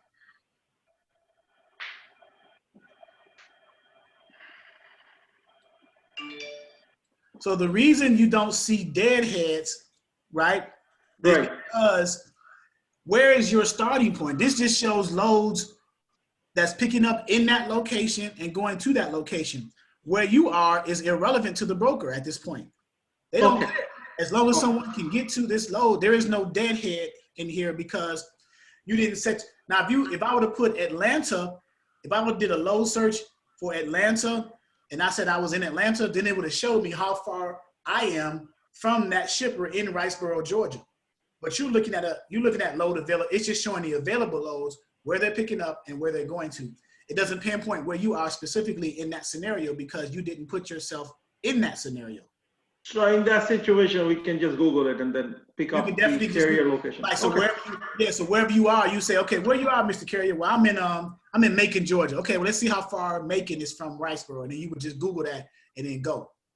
Or you can just go back to the other feature, go to the dashboard and do it there. Right, so maybe Riceboro will show up on here. What was that equipment type for that one? That was a van. What was that load? What was the equipment type for that load we just saw? Riceboro to Wyoming. Was it a flatbed? I didn't notice that. All right, we can simply go back to it. Load availability. Go down to Georgia. And you said outbound, right? Yes. Right, F, flatbed. So TL is truckload, flatbed is F, SD is step deck. So they need a step deck version of a flatbed. 45,000 pounds, it's going 2,083 miles. So some of them are 48,000 pounds. Right, that is the maximum weight of a flatbed. So that could be a 53, so a 48 or 53 foot flatbed covers between 46 to 48,000 pounds max. Okay. And the van? The vans cover up to about 45,000 pounds. 42 to 45,000. Same thing with the reefer? Exactly. Reefers and vans are the exact same make. It's just that the reefer has a refrigeration unit on it. So yes, 42. Now I have another question after that. Go ahead. Quick transfer solutions. Okay. Under the trucking companies, I was looking at this morning, and some of them trucking companies not even active as far as the Safer website. Correct. Correct. Because you'll get that a lot on Quick Transport Solutions. They do it's a good resource as far as initially looking for companies, but the downside to Quick Transport Solution is they do not update their websites on a regular basis. So some of those companies could be out of business at this point. No wonder, because out of I was searching at least 20, like 18 of them are inactive. I'm like, Correct. what's the point? Exactly. So it's another resource to show you how to look for them. But remember, I show you how to do your due diligence. Even though you're looking for trucking companies with 4 different ways, the FMCSA registry, Quick Transport Solutions, that directory, and the Truckers Path Truck Search, you always want to compare that against the SAFER website. The SAFER website is your safety net to verify if anything is active or inactive. Always, whatever resource you use, always put those numbers into SAFER and get the true answer to that question, whether they are active and inactive. You can never go wrong with SAFER. Got it. Thank you. All right. Hey, I have a Charles, question. go ahead. Yes. I'll get you next. Okay, Eric. Who's the young lady just said they had a question? I'm sorry, it was me. Is there a website you could go to get the fuel costs for like the average fuel cost? You can do Google. You can just Google it. But we have a resource here too in our back. I think it's on the tools right here. Truck miles, daily fuel prices in our back office. So if you click that, it opens up another tab and it gives it to you like truck miles. And that's updated daily? It's updated actually weekly. Weekly, so, okay. Yeah. But right now, currently, today's the 20th, right? So here's the top part, the legend, and it's grouped by states. So if you once you figure out this part, you know how to read it horizontally.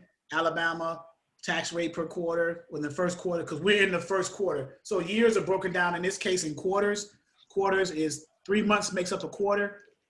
So a quarter of a year makes up 3 months. So 3 times 4 is 12. So January, February, March is the first quarter. April, May is the second quarter, so on and so forth. July, August, September, October, November, December is the fourth quarter, right? So in the first quarter, the tax rate in Alabama is 19 cents. Fuel prices as of the 20th is $2.74. Okay, so and then you get the difference and so on and so forth. Ex-fuel price as of the 20th, it was $2.55, so that's an 18-cent difference, almost. So this is probably that's how you read it across. So whatever state you're in, you get the prices of that diesel fuel on a weekly basis in real time. Okay. Okay. So Thank you. Tax rate is 19 cents per mile. Right. In the first quarter. Keep that in mind.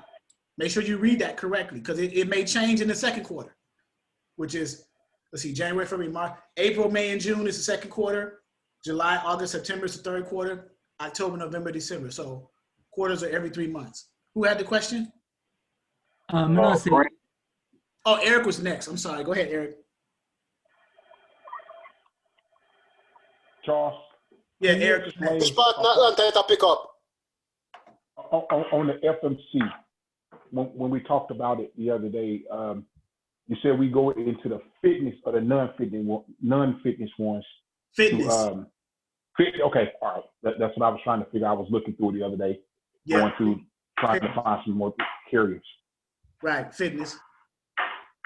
Because the fitness covers the type of carrier you're looking for: common carrier, interstate, except household goods. Okay, all right. Right. I was in the right location. Thanks, sir. All right, you're welcome.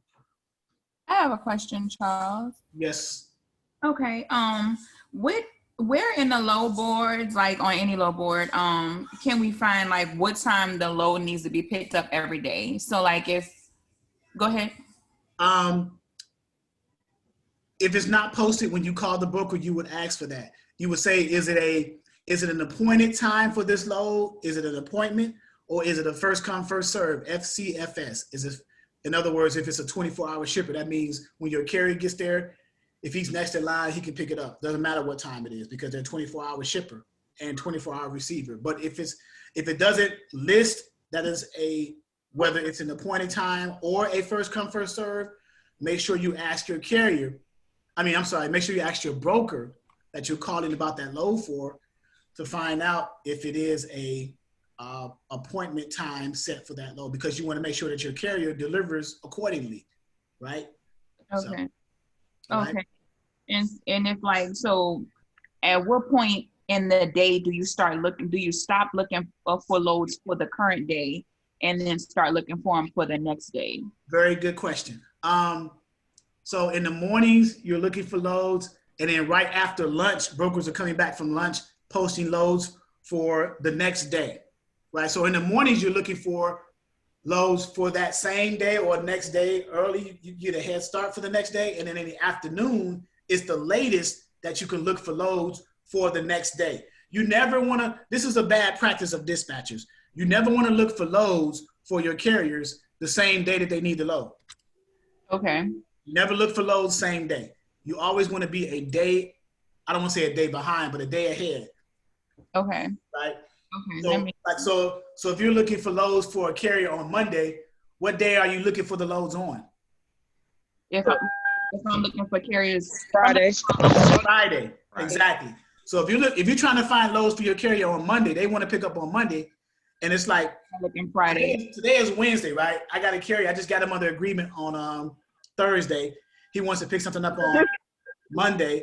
I can want something for Thursday or Friday, the latest for Monday, because you want to get ahead of time, book the loads. You always want to stay one step ahead because there are contingencies, unexpected things that occur that gives you enough time to adjust to those things, right? So you always want to stay ahead as a dispatcher. Okay, that makes sense. And I have just two more quick questions.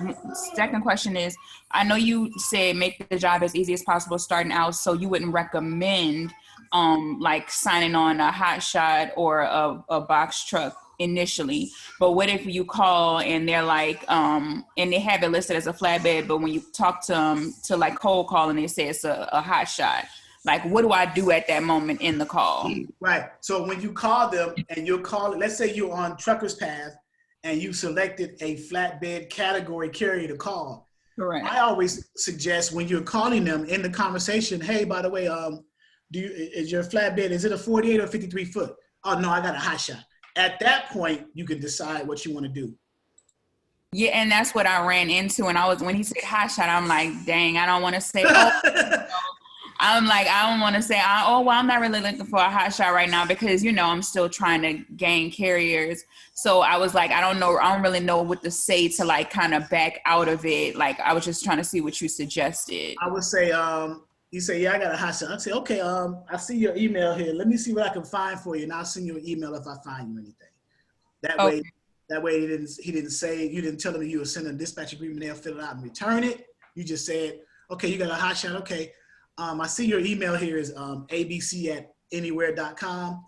Let me see what I can find for your hot shot, and I'll give you a call back, or I'll send you an email and see if you're willing to take that load. And then once you hang up,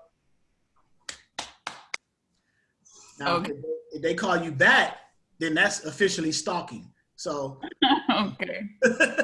But yeah, that's a way that I would get out of it. You didn't tell me that. Oh, oops. But I always, in the trainings, I always suggest, I say don't limit yourself to the 3 major equipment types. I just say that these are the easiest to start your dispatching journey with for beginner dispatchers, because those loads are easier to find, easier to book, because they're out there the most, right? Correct. So that's the reason. And then my very last question was, when, let's say I know you said if I send them the dispatcher agreement and they say, I hereby give B.R. Johnson Logistics permission to fill out carrier packets on my behalf. So at this point, I don't really have to call my carrier per load. Like I could just book it on their behalf once I see it. If it's like a really good load, I can jump on it and just book it on their behalf. What if you run into a situation where the carrier is like, oh, I can't take that load, I need to do my 10-hour reset? Like what do you do then? Then you would call the broker, let them know that your carrier is not available, because did you book the load, or you just got the carrier packet from the broker to start that process? because you said we can go ahead if you have like basically like on your website, and if they sign that, then that gives you permission to book it up, fill it out on their behalf. So are you just filling it out, but you're not fully booking it without talking to them first? Well, there's two scenarios that you're leading into it that I'm perceiving here. Yes. Yeah. So the first one is if you're in the process, you found a load for your carrier, and first of all, your carrier should have told you, like when you gave him the information about the load, hey, I found this $3,000 load. It's going from here to here. It's going to take this long, blah, blah, blah. Do you want it? At that point, the carrier should have told you, man, it's a good load, but man, I don't think I'm going to have the hours to pick it up. He or she should have told you right there. That way you wouldn't have pursued it later on with the broker, get the carrier packet, rate confirmation, stuff like that. Number one. Let's say the carrier didn't do that and didn't tell you that they didn't have hours, because some carriers, even though they don't have hours, they still have enough hours to pick the load up and then hold the load on their trailers while they do their reset and still have time to deliver it. That happens all the time. Okay. So that's a scenario too.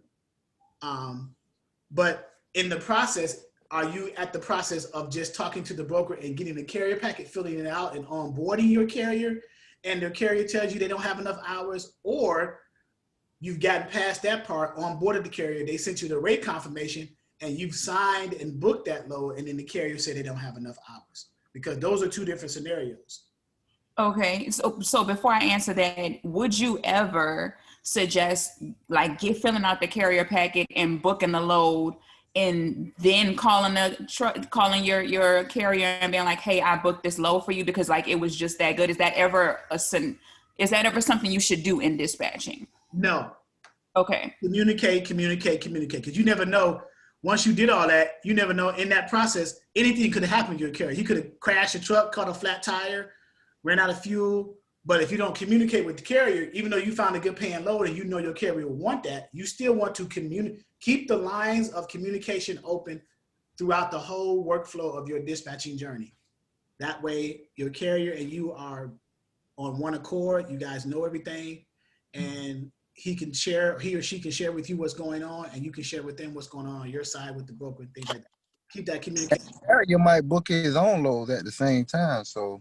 That's why I was asking. Like, I was like, well, what if they book their own load in the meantime, and I'm trying to book this load for them, and then they're like, oh, well, I can't do it because I already have a load, or I don't have the hours. Well, then that carrier should have disclosed that to you, because if you are their dispatcher and then they're still looking for loads on their own, right? Why are you their dispatcher, right? I mean, right. So I wanted to make that clear. So like when you're saying filling out the carrier packet for them, that's just to hurry up and kind of hold the load for us while I get in touch with my carrier. Yes and no. The carrier packet is just to set up with that broker. Right, and some brokers can hold the carrier packets. They'll hold it for like a half an hour, but then they'll say, okay, I gotta release this hold and put this load back on the board, even though you're set up with us. But I got to move this load. I got to find a carrier who can move that load. Thanks for getting set up with us. If you find other loads on the load board that you want, since you're already set up with us now, you don't have to go through that process anymore of getting set up, because you know. Professor Charles. Yes. Where we can find the hotshot carrier? Hotshotcarrier.com. Thank you. Yep. It's not in my back office. I don't have it in my back office. Maybe I contact Eddie one day. Yeah. Eddie can sublease his subscription. Quick question. Yes. Under the description of the, I'm here at the load board, one of the load boards. It says equipment, flatbed reefer, preloaded. It says no. What does it mean preloaded? That means that it was already been prepared for the person, and they're coming to pick up a trailer with a power only unit. Okay. So that means you have to come with a trailer. No, you have to come with a tractor. It's already preloaded. Oh, just you have to come with a power only unit. Correct. That is correct. If it's preloaded, if it's preloaded, that means it's already prepared for you. Oh, okay, got it. And then next is the JIT. It says no. What is JIT? Just in time. Just in time. No, that means there's no like deadline, quick deadline. You get it as you get it, right? There's no appointed time. It's no. If it was yes, then you got to find out from the broker what is that JIT time? When do I have to be there? Okay, that means it's like first come, first serve kind? It's not first come, first serve. It's actually an appointed time. It's appointed. Okay, so if JIT is no, means you can come anytime? Well, not necessarily, but it's not an appointed time. If it was FCFS, first come, first serve, then you can come anytime. So that's a gray area right there. If it didn't say FCFS and it says JIT no, then what is the dispatcher or the carrier to assume? They're not to assume. There's to call the broker and get clarity about that, so there won't be any confusion, right? Oh, so you let the broker know, hey, I see that it says JIT on this board, but and it's not first come, first serve. So what's the scenario here, right? So the more clarity and more questions you get from the broker, the more educated you're going to become about that load and other loads in the future. Very good, very good. And then next it says brokerable. Yes, it says. What is that? That means that it's right. It's not a direct. It's brokerable. Yeah, it's not a direct load from a shipper. It's brokerable. It is brokerable. That means that there is a logistics provider giving you that load. Oh, okay, okay. Okay. And then CSA, no. What is CSA? CSA is compatibility, safety, and accountability. The CSA scores, it means they don't have a score on that. It's either is it on the broker side or on the carrier side? It's the description. I don't know what load board. Oh, you're looking at the description. So it applies to the carrier then. So I don't know if they're saying that they don't require CSA scores from the carrier, which is rare, which is strange. CSA is a scoring system. It's compatibility, safety, and accountability. That's what that stands for, CSA. Oh. And this is a way that brokers look up scores off the carriers to determine if they're going to onboard them to their brokerage. So if you got a low CSA score, they're not going to book loads with you. That means that your scores are low in terms of compatibility, safety, and accountability. So basically your safety ratings. Conditional, unsatisfactory, satisfactory. Remember the safety ratings we were covering in the Truckers Paths truck search feature? Right. It's the same thing. Oh, okay. All right. I got a question. All right, I can take, it's 8 o'clock. I can take 2 more questions. I got a question. How do you look up dropping hooks? And did you look at your emails for that them van loads that we was talking about? I did not look at my email for the van loads. Dropping hooks are determined based off of power only loads. You would know that when you call the broker to book the load, they will tell you if it is a dropping hook, a towaway, or a loadout in the description of the load on the load board. If not, if there's no information in the description of that load for that power only load, when you call the broker on that power only load, you would ask them, what type of power only load is it? Is it a towaway? Is it a dropping hook? Is it a loadout? You would get that information. Normally they would, most brokers, and I'm trying to give them as much credit as possible. I mean, I see it on there, but I'm trying to look for like Pacific dropping hooks and stuff like that. You don't look for it like in the van, reefer, and whatchamacallit categories? Dropping hooks are specifically power onlys. Yeah, I got a power only. I got a power only out of Jacksonville. Okay. Now, what you are dropping and hooking, the trailer type is irrelevant in this case because you are only a power only carrier. So whatever trailer type you're picking up, you can attach to any of them. Your trailer has the air, the electrical, and the power cords, cables going into either a flatbed trailer, a reefer trailer, or a drive-in trailer. So the trailer type doesn't matter, right? But your power only unit, so when you call that broker, it says drop and hook. I mean, if you want to get real specific with it, you can ask them for your carrier if they want to know specific. I don't know why, but because if they're doing dropping hooks, carriers know it's irrelevant because I got the 3 cables that I need to connect to any trailer type when I'm doing a dropping hook, flatbed, reefer, or drive-in, right? So, all right. And can you look for them van emails for me? Cause I'm trying to move some of them loads, my man. What van email? I done have done so much. You got to remind me. Jar my memory, please. We talked in the broker class, I think, yesterday. Okay. And you was talking about you get emails from a ton of people. Oh, the shippers. Yes. I haven't gotten one. I know what you're talking about now. I haven't gotten one recently. I just got one from it wasn't a van one. It was flatbed, and it was a few loads from a shipper in North Carolina, South Mark Forest Products. Those van loads that I was referring to, I haven't gotten one recently, but when I do get one, just keep reminding me every week. Once I come across it, I will definitely forward it to your email. Okay. All righty. Okay. Your last question is, do you have any suggestions for truck management systems? The TMS systems, transportation management systems? Yeah. Yeah, there are several ones. The most basic one to I'm doing the dispatching school. Say again? Yeah. The most user-friendly one is the one called Ascend. It's a basic version, which is free, and then there's a premium version, which is like, I think it's like $69 a month. That's the easiest one to start with. But you have Ascend, you have Load Pilot, Load Manager, E-Freight Solutions, Aljex, Axis. I mean, there's so many of them. But the one to starting off with, I wouldn't recommend using a TMS system, transportation management system, until you're at a point where you need to scale your business because you have more than, I don't know, 10 carriers that you're dispatching for. Otherwise, prior to 10 carriers, I would use just a spreadsheet, right? Like Excel, because you can manipulate the cells and the fields in there to create formulas and connect the data in the spreadsheet.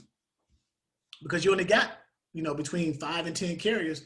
So it should be easier to manage, and there's no monthly expense overhead for you with a spreadsheet than it would be with a TMS system. It's kind of an overkill to get it this early in the game. Unless you got 10 or more carriers, I wouldn't recommend it. Use a spreadsheet, create the fields that you want, the common fields and the cells in the spreadsheets that you want to use, and then put those carriers in those fields, and then manipulate that data accordingly, create the formulas and the cells and everything, connect all that data. So, okay. You said Ascend?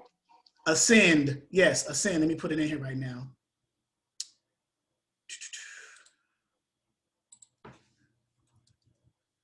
Ascend TMS.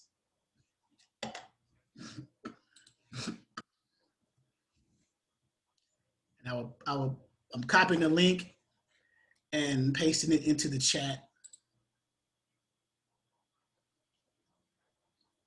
for everyone. And who is this? Hoodwinked This Vision? is Mina. I'm sure that's not your name, but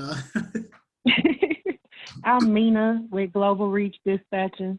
Oh, okay. I think I got an email from you or something. Yeah, like over the weekend. Okay. So are you one of our students, or are you just a guest? No, I'm your student. I started last Wednesday. Okay. So I just haven't said anything. Okay. So here's Ascend right here, and it's a TMS system. And I'll just give you a brief login real quick. This is what you're going to see in the basic version. Basic plan. You can upgrade the premium for $69 a month, but this is the basic plan. So it's basically a database or a CRM, a customer relationship management, and also a CMS, content management system. So it's a combination of the two, a combination of a CRM and a CMS. And it's used to manipulate all the data you put in there. So you're going to put in, you got a dashboard, which is this right here. And it has some useful information in it, right? Okay. And you can put your loads in here, you can build. So remember, TMS systems are out of the box. TMS systems are initially designed for shippers and brokers. But dispatchers can customize the fields from the out-of-the-box version of the TMS system through the settings feature to cater to their dispatching business. But you have to know how to do that, okay? Would this be something you use for like trip planning, figuring out the weather and routes and things like that? Negative, no. Okay. That would be a features in a load board or other software. But the TMS system is designed to just run your internal day-to-day businesses for your assets, your customers, which are in this case would be the brokers. For you, a dispatcher, but for a broker, their customers would be the shippers. The assets would be the truck and trailers that they own. Carriers will be carriers that are networked under that brokerage. So for a dispatcher, the customers will be the brokers or direct shippers if you're dealing with direct shippers. The assets will be carriers, and assets are the same thing. Assets would be, as a dispatcher, you wouldn't have assets because you don't own any truck and trailers. So you would probably won't even mess with this area. But you do have carriers. So you can do carriers, and you can view you can add your carriers here and then view those carriers once you add them. You add a carrier based off of their information, their MC, DOT number, their address, name, phone number, email, things like that. Locations, rates, document management, reporting, accounting. So this is an overview of a TMS, okay? All right, thank you. Welcome. All right, guys. Hopefully the new members who came in, I didn't go too far off the deep end. If I did, I apologize. And ask questions as you go, please, because I will definitely answer those questions. All right. Our next. Hey, real quick, Charles, before you get out of here, one Yes. question. Yes, sir. Hey, so you was talking about certain times as contacting or cold calling carriers, but the other deal with like going to truck stops, is there certain times that it's good to go to the truck stops to try to meet carriers? Anytime during the hours of that truck stop's operation, because carriers pull in all the time. You don't know what parts of the country carriers are coming from. They can pull in around any time, right? So some truck stops are open 24 hours, but if I were you, I would go at a decent time that you can go in your time, right? Like a 9 to 5 time or noon to 3. You know, that's a high time where a lot of traffic going in there. So as far as the truck stops, but they're like 24 hours. Okay.